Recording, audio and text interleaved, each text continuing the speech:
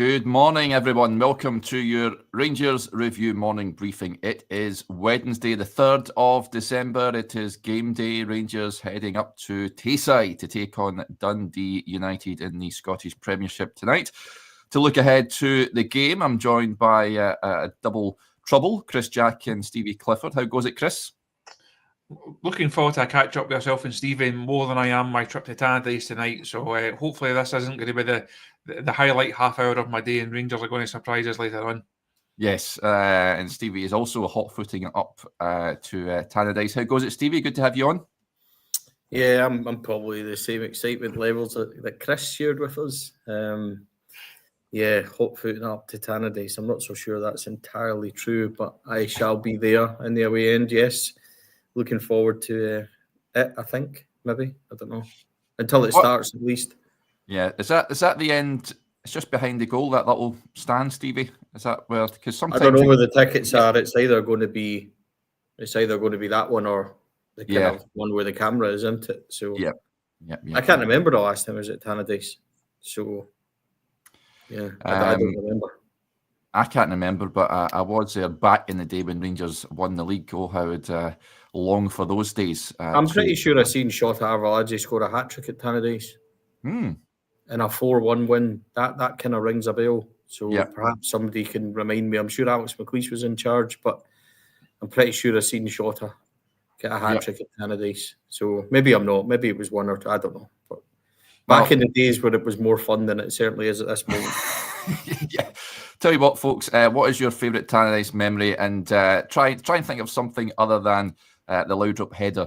Like I say, I was up there when Rangers won the league when they won 3-0 when Walter was there. I think that was the first league title in the second spell. And they were great that day, and it was bonkers up there. So, do let us know your Tannadice highlights. Before we delve into the news of the day, a quick word for our podcast sponsors, Willow's Fencing, the Glasgow-based fencing company you can trust, and proud partners of the Rangers Review. They've got over 20 years of experience in the fencing trade. No job is too big or too small. They offer free consultations, and you get 10% off when you use the code Rangers Review over on their website, which is willows-fencing.com. We've already got some highlights coming in. John says Trevor Stephen header in 1990. What a great player he was. A big fan of Trevor Stephen back in the day. And Blair with the point says, apart from the league win, it would be the Beasley screamer. I can't remember that, but I think vaguely recalled you boys remember that. It was a midweek game, Derek. We won 3-0. It was the rearranged game after we went there. And it was 1-0 to Rangers at half-time, and it was rained off. And then they charged us to get back in again. And there was all that furore about it. But we went up there and beat them 3-0. If I remember rightly, Beasley, Miller, twice, or possibly Miller, Novo. I can't quite remember, but it was, it was 3-0. Lots of good memories coming up. John says that Ali Dawson's 2 goals up there. The Sniper says the Fashion Sakala game where he ripped them apart. Yeah, absolutely. I do remember that as well. But let's move on to the here and now, I guess. And the big news that we revealed yesterday, thanks to Joshua on the website, folks, this is the sort of content you get when you subscribe to the website, is that we needn't worry at this moment in time about Nico Raskin's contract situation because he is committed to the club until the summer of 2028 and not the summer of 2027 as previously thought. He initially signed a 4.5-year deal in the summer of 2023. So, that is, and it's not the summer, the January of 2023 when he arrived from Standard Liège, of course. There was thought to be a 12-month extension in there, which we believe has been automatically triggered. So he's committed until the following summer, Chris, which I guess puts sort of maybe contract fears on the back burner, perhaps, and there are more pressing things to concern ourselves about with regards to the squad. What do you make of this? It certainly takes the contract issue out of the equation. I don't think it does too much over Nico's long-term future in terms of is he part of this squad post-World Cup. But that's for much further down the line.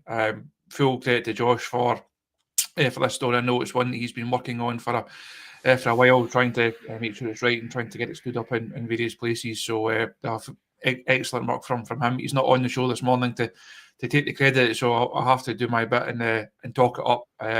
But big picture wise, it's clearly good news. I think it's unexpected news.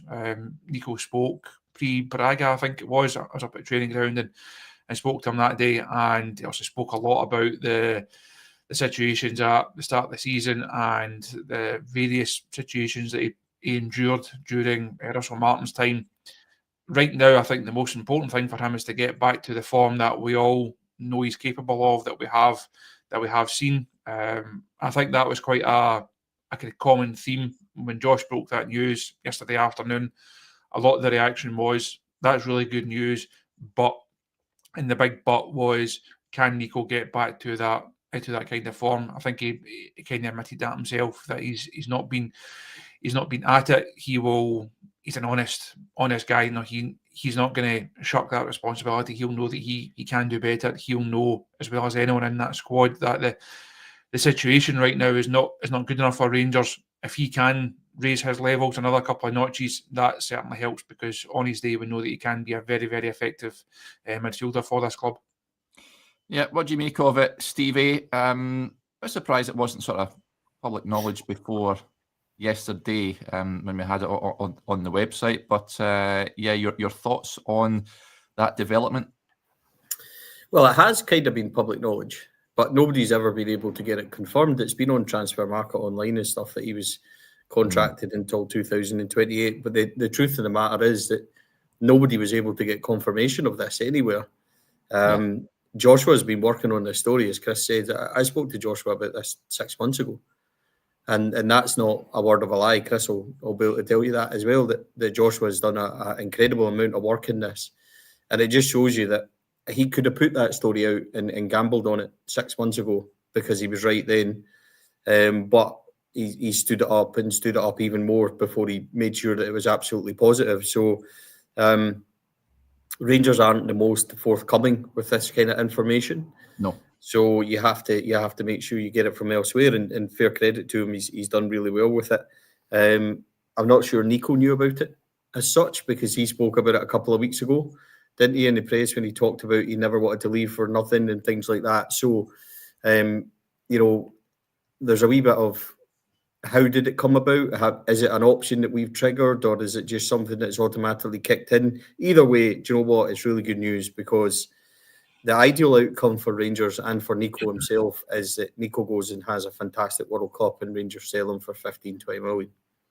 Now, we may say that that's fanciful numbers or whatever else, but Nico Raskin for Belgium is a different animal than he currently is for Rangers. Now, there's lots of reasons for that in Rangers, and and they're quite obvious. The fact that there's nobody else on form and nobody else of quality in that team around them, arguably, doesn't help him in the slightest. And yeah, he has dipped, but Barry managed to get the best out of him, and I thought that he really was flourishing under Barry Ferguson. So we need to try and get it back to that standards, but he also needs help. The people around him. Diamandi's having an extremely poor season, which doesn't help Nico either. And when you go forward, you'd be as well having the three of us up front compared to what we currently have. So Nico's not got a lot of options there. I still maintain that I think he's by far our best player, but he does need to take it up a level or two, and I think he'll be the first to admit that. Well, just on that, the best player, there was a point from, a few comments coming in just about his form. Chris, Fall Victim says, do we drop him now for a couple of games? I can't see that happening. Listen, I know he's been off the boil, Nico Raskin, but I would be stunned if he was dropped. I think there's other players in that team that deserve to be dropped more than Nico. Stevie, you want to jump in there? Yeah, I was just going to say, how easy is it for our midfielders? And why has Tav got no assists and stuff this season? Because he's absolutely nothing to hit. Nobody's making runs. Nobody's in the positions they should be. And when they do get in the positions they should be... the Fernandez goal the other day there. Yeah, but he's not where he's not. This isn't a slight on Tav. This is a slight on the options we have. And it's all right saying drop Nico Raskin for a couple of games or do whatever. You're effectively taking out our best player. and Nico needs other people. The front line, in case anybody hasn't noticed, the XG and everything else doesn't lie. The reason why we're not scoring goals is our front three are absolutely horrendous. So, and it doesn't matter what order you put them in. Our best striker is still probably Danilo, and that's after spending 12-14 million on Chermiti and Miovski. The wide men, Ant-Man and others aren't offering anything. So I'm sorry, but I think dropping Nico Raskin would be completely ridiculous. And it's not like you're dropping him, and you've got other people to come in.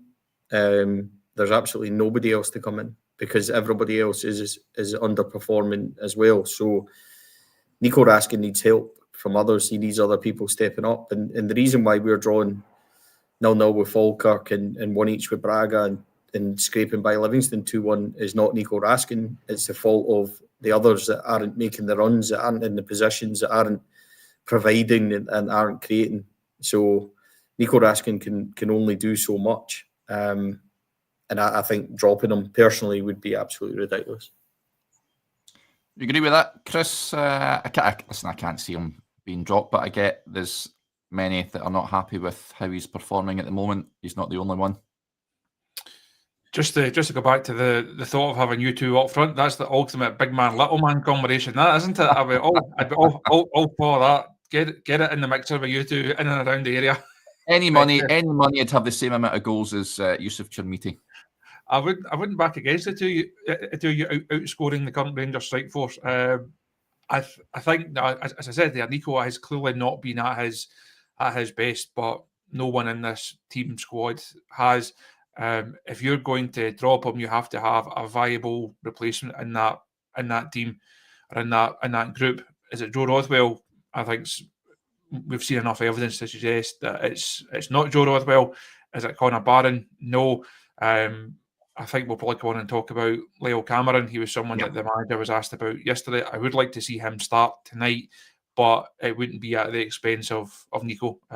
Stevie touched on Diomande earlier on, a guy who has been nowhere near it over the course of the season so far, going through one of these spells that has kind of pock-marked his entire Rangers career, to be honest.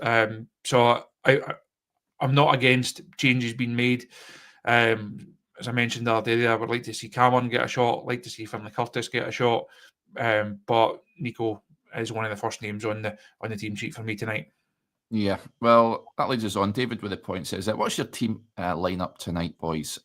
So Chris, Stevie there just mentioned two boys that I would like to see start as well, in Lyle Cameron and Finlay Curtis. Daniel, as Chris pointed out, did mention them in his pre-match press conference yesterday and how they need to be patient and they may get minutes and opportunities tonight. Of course, Finlay Curtis came off the bench at the weekend, thought he was bright and lively over on that left-hand side.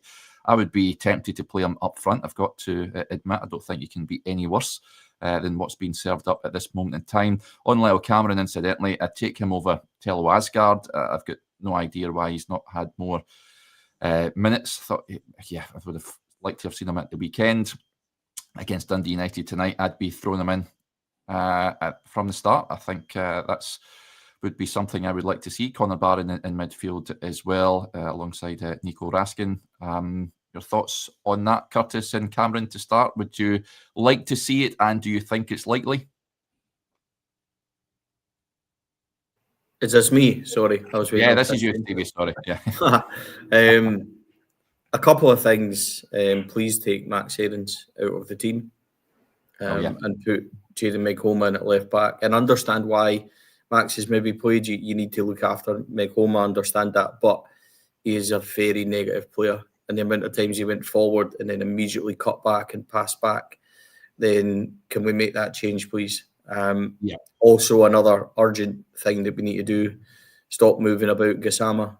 He is a left-sided winger, and just leave him there, please. And listen, he's another that suffered, I think, from a wee drop in form because he's getting moved about and because there's not much else. So just leave them where they are. They're an okay partnership. They're not world beaters, but just leave them on the left-hand side. And then obviously Giga and Fernandez play, Tav plays. Jack obviously starts in goal. Midfield three for me would be Barron, Raskin and Cameron. I don't want Tello Asgard anywhere near the 11 at this moment in time. He's had lots of opportunities and he's not shown anything. And then it would be Gassama left and it would be Finlay Curtis right. Now, I know that's not Curtis's favoured position as such, but he's more than capable. If you remember the goal in the Premier's Cup win and Alloa, was it? 4-2 game against Alloa. He was at that right-hand side. He finished it really well. So Finlay Curtis on the right and then Danilo up front in my 9 is how I'm going this evening. Danilo gets it because Danilo's the only one I trust to finish. He's the only one that gets in the positions. For me, Hibs showed that. Kelly Header showed that. So, for me, it's Danilo, Chermiti, nope.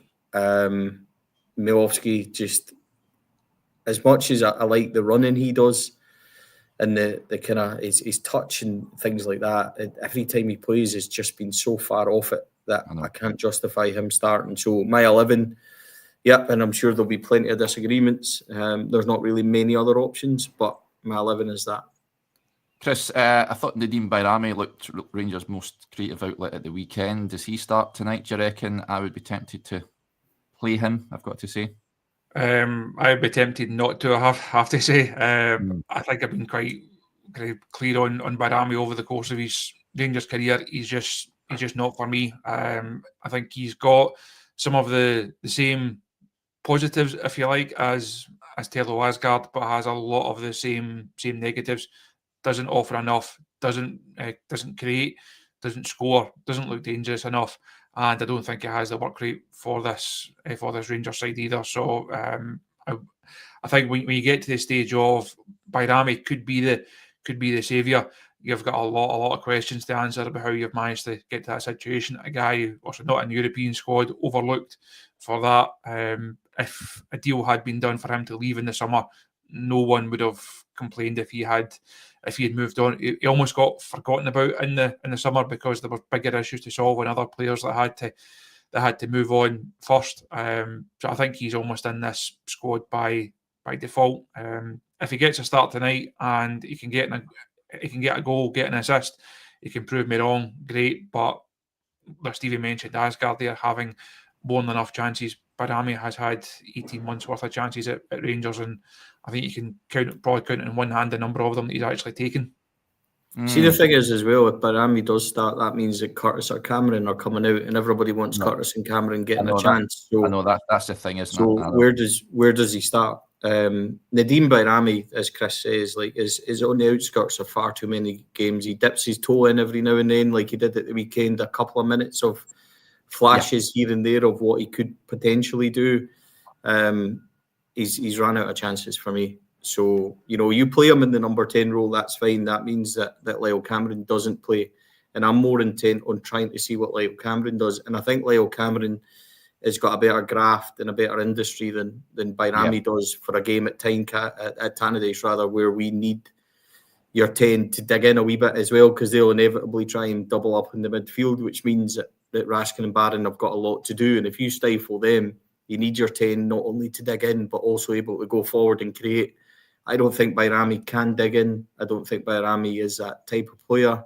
So I would rather give Lyle Cameron the opportunity, and I want Curtis to play as well. So because Curtis knows the way to goal, he's attacking, and you still need an attacking output as well. It's Tannadice we're going to. It's not the Bernabeu. So, we need to go and win that, and let's try and do it. Bayrami, for me, I'm with Chris, I'm afraid. But it's not the Bernabeu, but Rangers in every single game, you just don't know what you're going to get, really. Every match is... but we do know what we're going to get. Well, that's the issue. So we have to try and at least put a goal threat in here, which is a point of Gassama, Curtis and Cameron. I think behind Danilo is the only real option we've got, and by the way, in a normal Rangers team, none of the four of them would start. So I think that's the issue, the real issues. I like Cameron starting tonight as well, given he's a former Dundee player as well. There'll be a bit of fire in his belly playing against Dundee United. So, thrust him in, Danny, if you are watching it this morning. I think many of us would be quite happy with that. Moving on, another interesting point that Danny Rohl was pressed on in the press conference, Chris, was with regards to January and the transfer window. Said some telling things. I was asked how many players you need to bring in. He never exactly said a number, but his response was quite something. Reading between the lines, he wants a good number of players in, and he also says he needs players in that understand what it means to play for Rangers. What do you make of that? I think his reaction to that question of how many, he didn't, as you say, he didn't give a number, but he didn't have to. The kind of all but didn't say we don't need many, did he? No, I think he was being kind, but not like Kermode said. I think he was being kind, but not saying 18, which is the actual answer that I was looking for. He'll know that there's only so much that can actually be done during January, especially given the situation that Rangers are in. I think you're looking at 3, maybe 4, if you can address some of the kind of key failings in that squad. I think that's as good as we can hope for. You're then looking to the summer, and it's another clear out, it's another rebuild, it's the start of the cycle that we've been through all too often once again. So interesting to see what Rangers can actually do in January.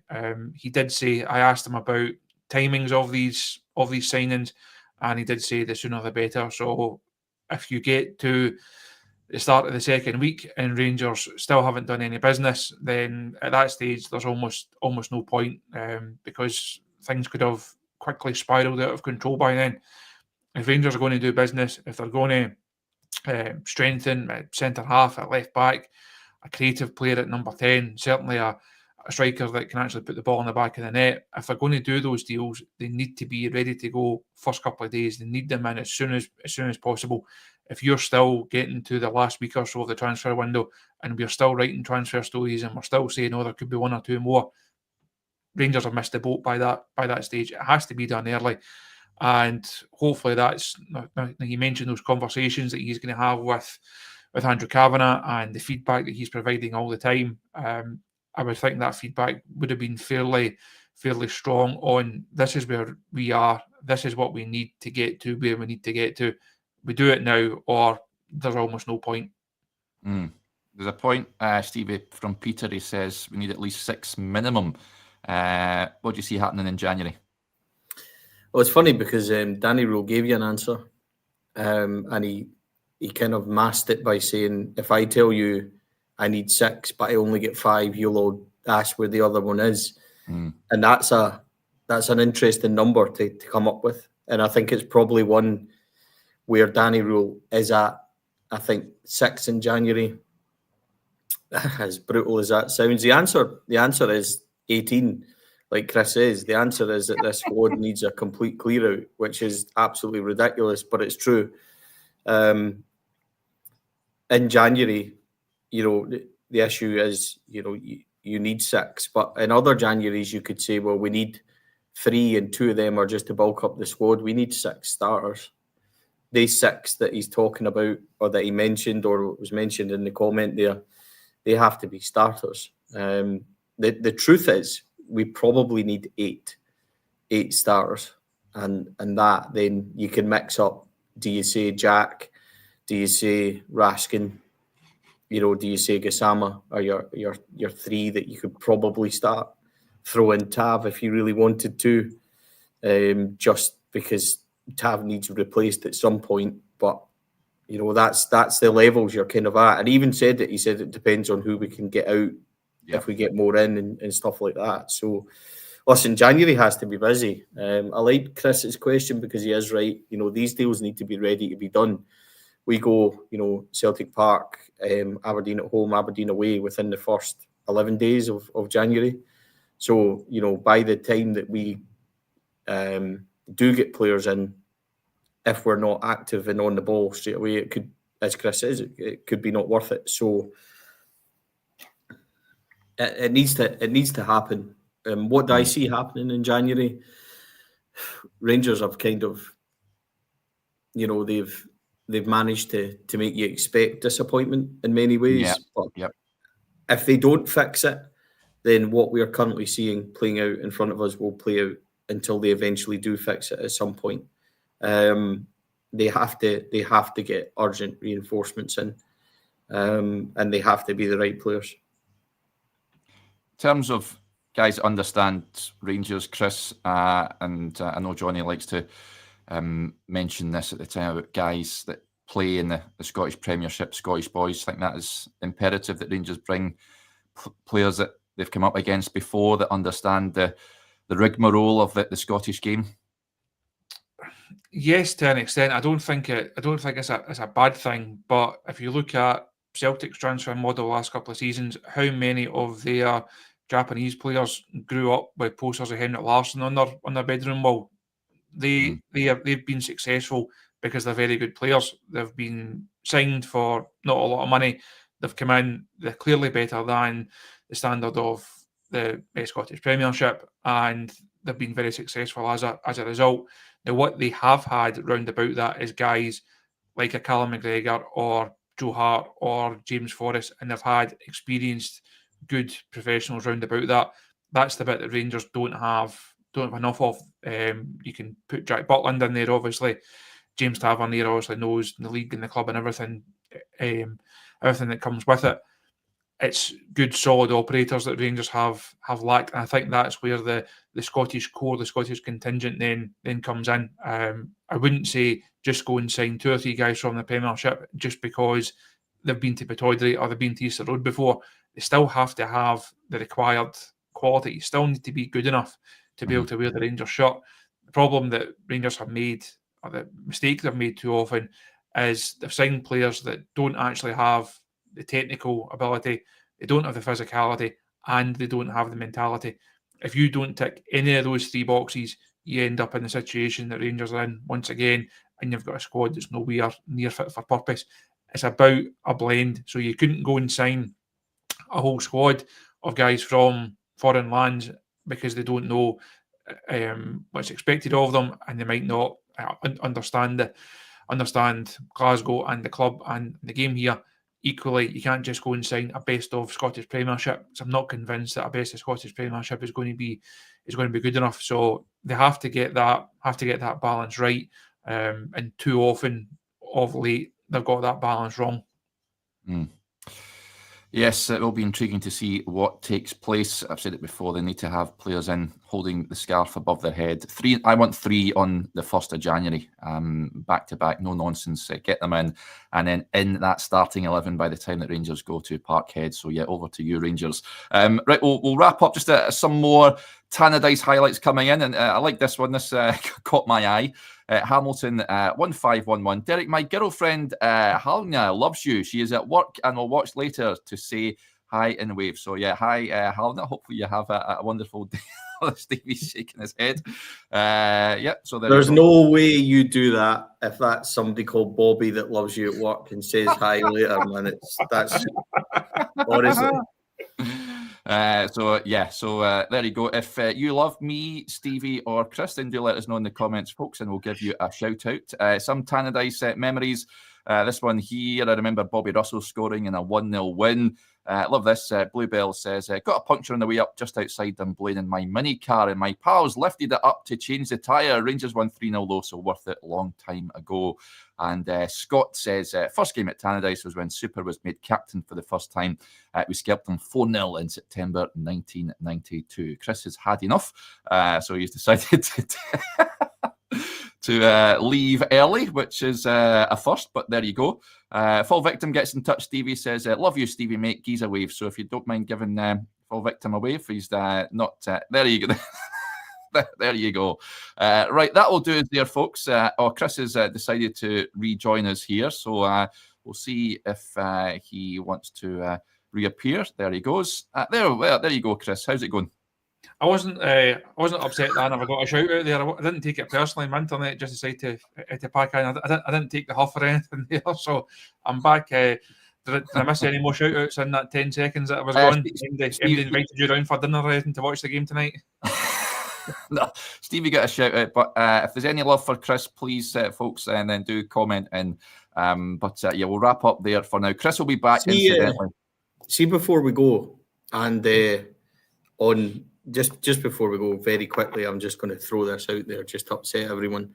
See, when people talk about like players to sign and local players and stuff like that. Mm. Who in the league currently are you going to sign that comes into that Rangers team and starts consistently? I've got a few names that I would suggest would come in and make the squad better, and players that I would want to go and see. Would I, for example, go and bring in Craig Halkett at centre back on a Bosman who knows the club, brought up at the club, so it helps with European coefficient and everything else, especially if you're losing John Suter? The answer would probably be yes. Would you go and take a risk and sign Alec Gogic to come in as a leader and stuff like that as part of the squad? Potentially, yes. And they're dotted about the league, so you could pick up guys that would be really handy for your squad and stuff like that. At the moment, even Watson from Kilmarnock, if you wanted to look at him, and I understand it, but a lot of people talk about this. Johnny talks about it a lot, as you said. Who out there in the league is coming into this Rangers team that's attainable and could even come in and start immediately? Because Shankland, yeah, absolutely. Go and get Lawrence Shankland and watch Hearts ask for £5 million.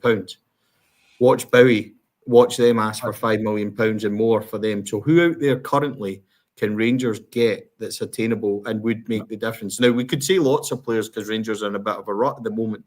Yeah. But domestically, who's out there that's attainable, that's worth it, that not only comes in as a squad player, but comes in and adds value to it? So that would be always my argument. And you can say, guys like O'Hara, or you could say Watson, or you could say Halkett and Shankland and things like that. But how many of them can we actually go and get? That's just my counter argument to that question you asked, Chris. So, given the ineptitude of the forward line, I would honestly be thinking about bringing the likes of Simon Murray in. I think you get a lot more out of a guy like that. The silence speaks volumes. I would have taken Simon Murray last summer when I was talking about Simon Murray knows about the league and stuff like that. Yeah. Has Simon Murray had a really good year at Dundee and probably peaked and on his way down? Perhaps. I would argue perhaps. I get the sentiment around a whole discussion. Like Conor Barron, for example, a couple of years ago, Derek, when we were talking about it, it seemed like an obvious signing. Yeah. Craig Halkett probably seems like an obvious signing. Is there many more other obvious signings in the league at the moment that we could make? And that's the point I make to people. It's all right saying go and get local guys and everything else. And you could make an argument that a few of them you could go and get in your squad and stuff like that. And I understand that. And that's even with Rangers being in the position they are. I'm keen to find out what people think, because they always say go and get Scots boys, go and get these guys, go and get, well, which ones? And that's where it falls down a wee bit, because I get the whole sentiment. I get Johnny's argument. I get his point of view. But who do you go and get? You're not getting Lawrence Shankland in January unless you're giving Hearts 3-4 million, which they'll ask for. Bowie, Hibs will ask for 5+. So you're not getting either of them. So realistically out there, who's the ones that are tearing it up in the league that you really want to go and get that are going to make difference? Because you look at Motherwell, the boys that are tearing it up at Motherwell and stuff like that aren't Scottish boys. So I'm just throwing it out there to people when they talk about local and going by and go and get the best young Scottish talent and that, who are they? There you go. Do let us know in the comments, folks, who you'd like. I've got a lot of support for my Simon Murray suggestion in the comments, so thank you to you guys. You've got your head screwed on. But yeah, Chris, any input on that? Any players that stick out to you that your Rangers should be bringing in? No, I think Stevie's spot on. It's always been something that's come to mind whenever this conversation comes up. I get the theory. I agree with it in theory. But the reality, I think, is different from the theory. Conor Barron, you mentioned him, good squad player, does a job, cost you very little, not costing you a lot in wages. Nice guy to have around about the club. Is it going to turn Rangers into champions? No. So you go and get 3-4 Conor Barrons, give it 6 weeks, and people are moaning saying, why are we signing 3-4 guys of a standard of Conor Barron? With all respect to him, good squad option, but he's not making Rangers that much better. Lyle Cameron falls into the same category. Now, I think Cameron could bring something to this side. If Rangers then have aspirations of going further in Europe or going on and winning sustained titles and sustained cups, do you need better than Lyle Cameron? Probably yes. So I understand the theory, but it just feels almost a bit of a comfort blanket at times. And the line that's always put, Walter did it, and he had Boyd, he had Miller, he had Broadfoot, he had Whittaker, he had Thompson. These guys are at a far higher level than anything that Rangers could actually get. Kevin Thompson is considerably, or was actually probably still is, a better midfielder than Connor Barron. Stephen Whittaker comes into that squad. Naismith comes into that squad. These guys are far higher standard. The standard in general in the Premiership is just not there. There isn't a Kevin Thompson or a Stephen Whittaker or a Chris Boyd out there that you say it's just so obvious to go and do. And as Stevie says, it's become harder and harder for Rangers to actually do these deals, because even Bowie is the one that I think could be good. Are you going to go and put £5 million Hibs way? Not a chance. So I think it's very much easier said than done on this point. Hibs wouldn't play ball with us either, Chris. So that's a total a negative to go for as well. And what I would say, Derek, is like you could make a case for a few of them, right? You could make a case for Halkett and stuff like that, and then put them in your team, or put them in your squad. They aren't the players you need. See the 6 we're talking about in January that was mentioned in the comment before, or the 4 star, whatever you want to say, or the boy that said 3 first team starters. They need to be first team players. No disrespect to Godgets or Halkett or Shankland or whoever, but they would come in and be part of a wider squad thing for me. I mean, Shankland would start currently every single moment for me at this. You get the point. But in the long run, Lawrence Shankland, I don't think in this Rangers team at the moment would be effective either. So you need to put better players around them, and that doesn't come from what you've got in Scotland at the moment. As Chris said, there is no Stephen Naismith out there who was the young up-and-coming going to be star, and Rangers were able to kind of nurture him around and then see the benefits of that. There isn't anybody out there like that at this very moment in time, I don't think. And if there is, I'm missing it. So it's a good theory, as Chris says, and there will be people out there you could get that would make the squad better. I just don't think there's obvious options at this moment in time. Standouts, yeah. Okay. Right, that'll do us there. Conscious of the time, but thank you to both Stevie and to Chris for today. As we mentioned earlier on, it is game day, so Chris will be heading up to Tannadice later on for us. Although they are a bit funny about filming, so I'm not too sure if you on later on, Chris, on the channel for pre-match, post-match. Is that allowed up there? It's not, no. So shame on you, Dundee United. It will be, and Chris is delighted about that.